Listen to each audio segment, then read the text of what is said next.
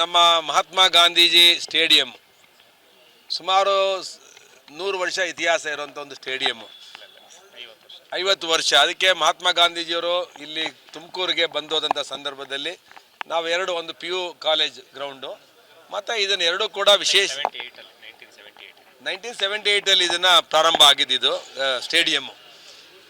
ಅದು ಒಂದು ಈ ದೇಶ ಕಂಡಂಥ ಒಬ್ಬ ಸ್ವಾತಂತ್ರ್ಯ ಹೋರಾಟಗಾರರು, ಫಾದರ್ ಆಫ್ ದ ನೇಷನ್, ಅವ್ರ ಹೆಸರು ಇಲ್ಲಿತ್ತು. ಆದರೆ ಇವತ್ತು ಏಕಾಏಕಿ ಡಾಕ್ಟರ್ ಪರಮೇಶ್ವರ್ ಒಳಾಂಗಣ ಕ್ರೀಡಾಂಗಣ ಅಂತೇಳಿ ಹೆಸರನ್ನು ಬದಲಾವಣೆ ಮಾಡಿದ್ದಾರೆ. ಪರಮೇಶ್ವರರು ಒಬ್ಬ ಕರ್ನಾಟಕ ಕಂಡಂಥ ಒಬ್ಬ ಸಜ್ಜನ ರಾಜಕಾರಣಿ. ಯಾವುದು ಕಾಂಟ್ರವರ್ಸಿಗೆ ಅವ್ರು ಯಾವತ್ತೂ ಹೋಗಲ್ಲ, ಎಂಥ ಸಂದರ್ಭದಲ್ಲೂ ಅವ್ರು ಕಾಂಟ್ರವರ್ಸಿ ಮಾಡ್ಕೊಳ್ಳಲ್ಲ. ಆದರೆ ಇವರು ಇವರು ಹಿಂಬಾಲಕರು ಹೋಗಿ ಈ ಬೋರ್ಡನ್ನು ತಂದು ರೆಸಲ್ಯೂಷನ್ ಮಾಡಿ ಇಟ್ಟವರೋ ಗೊತ್ತಿಲ್ಲ. ಏಕಾಏಕಿ ಅದು ಯಾವುದೋ ಒಲಿಂಪಿಕ್ ಒಂದು ಪ್ರೋಗ್ರಾಮ್, ಸ್ಟೇಟ್ ಲೆವೆಲ್ ಒಂದು ಪ್ರೋಗ್ರಾಮ್ ಇರುವಂಥ ಸಂದರ್ಭದಲ್ಲಿ ಈ ಹೆಸರನ್ನು ತಂದು ಇಟ್ಟಿದ್ದಾರೆ. ನಾನು ಪರಮೇಶ್ವರ್ ಅವರಿಗೆ ವಿನಂತಿ ಮಾಡೋದಿಷ್ಟೇ, ನಿಮಗೆ ಉಜ್ವಲವಾದ ಭವಿಷ್ಯ ಇದೆ. ನೀವು KPCC ಅಧ್ಯಕ್ಷರಾಗಿದ್ದವರು, ಉಪಮುಖ್ಯಮಂತ್ರಿಗಳಾಗಿದ್ದಂಥವ್ರು, ಮತ್ತು ಭಾಳ ದೀರ್ಘವಾದ ಅವಧಿಯಲ್ಲಿ ರಾಜಕಾರಣ ಮಾಡಿದಂಥವ್ರು, ಯಾವುದೇ ಕಪ್ಪು ಚುಕ್ಕಿ ಇಲ್ಲದೆ ರಾಜಕಾರಣ ಮಾಡಿದಂಥವ್ರು. ನಿಮಗೆ ಇನ್ನೊಂದು ಸ್ಟೆಪ್ ಬಾಕಿ ಇದೆ, ಮುಖ್ಯಮಂತ್ರಿ ಆಗುವಂಥ ಒಂದು ಸ್ಟೆಪ್, ಇನ್ನೊಂದೇ ಸ್ಟೆಪ್ ಇರೋದು. ಅಂಥ ಸಂದರ್ಭದಲ್ಲಿ ನೀವು ಮಹಾತ್ಮ ಗಾಂಧೀಜಿ ಹೆಸರನ್ನು ಚೇಂಜ್ ಮಾಡಿಸಿ ನಿಮ್ಮ ಹಿಂಬಾಲಕರು ಇವತ್ತು ಆ ಸ್ಟೇಡಿಯಂ ಹೆಸರಿಗೆ ನಿಮ್ಮ ಹೆಸರಿಟ್ಟಿದ್ದಾರೆ. ನಾವು ಇವತ್ತು ನಿಮಗೆ ವಿನಂತಿ ಮಾಡ್ತೇವೆ, ಕೂಡಲೇ ಅದನ್ನು ಬದಲಾವಣೆ ಮಾಡಬೇಕು, ಮಹಾತ್ಮ ಗಾಂಧೀಜಿ ಹೆಸರಿಡಬೇಕು ಅಂತ. ದೀರ್ಘವಾದ ಇದು ಯಾವಾಗಲೂ ನಮ್ಮ ರಾಜಕೀಯದ ಕೊನೆಯ ಹಂತದಲ್ಲಿ ಈ ಥರ ಎಲ್ಲ ಹೆಸರುಗಳನ್ನ ಇಡ್ಸ್ಕೊಳ್ಳೋಂಥದ್ದು ಒಂದು ವಾಡಿಕೆ. ಇನ್ನೂ ಅವ್ರಿಗೆ ಭವಿಷ್ಯ ಇದೆ. ಮುಂದೆ ಇಲ್ಲಿ ಕ್ರಿಕೆಟ್ ಸ್ಟೇಡಿಯಂ ಬರ್ತಿದೆ, ನೀವು ಕ್ರಿಕೆಟ್ ಸ್ಟೇಡಿಯಂ ತಂದರೆ ಅಲ್ಲಿ ನಿಮ್ಮ ಹೆಸರು ಇಸ್ಕೊಳ್ಳಿ, ಅಜರಾಮರವಾಗಿರುತ್ತೆ. ಇಲ್ಲ ಅಂತ ಹೇಳಿದ್ರೆ ಮುಂದೆ ತುಮಕೂರು ಯೂನಿವರ್ಸಿಟಿ ಇದೆ, ಸುಮಾರು ನೀವು ಇನ್ನೂ ಒಂದು ಮೆಟ್ರೋ ರೈಲ್ ಬೇರೆ ತಂದಿತ್ತಿದ್ದೀರಾ, ಮೆಟ್ರೋ ರೈಲಿಗೆ ಬೇಕಾದ್ರೆ ನಿಮ್ದು ಹೆಸರು ಇಸ್ಕೊಳ್ಳಿ, ಎಲ್ಲರೂ ಒಪ್ಪಿದ್ರೆ.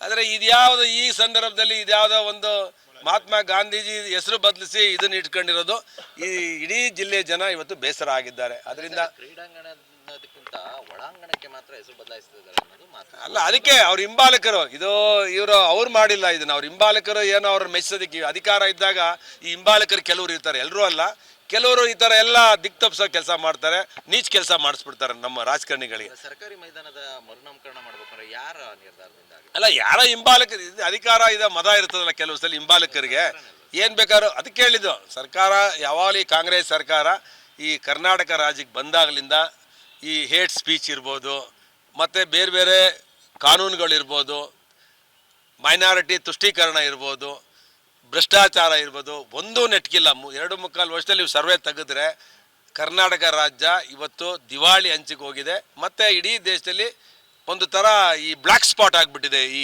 ಕರ್ನಾಟಕ ರಾಜ್ಯ ಸರ್ಕಾರದ ಒಂದು ವೈಖರಿ.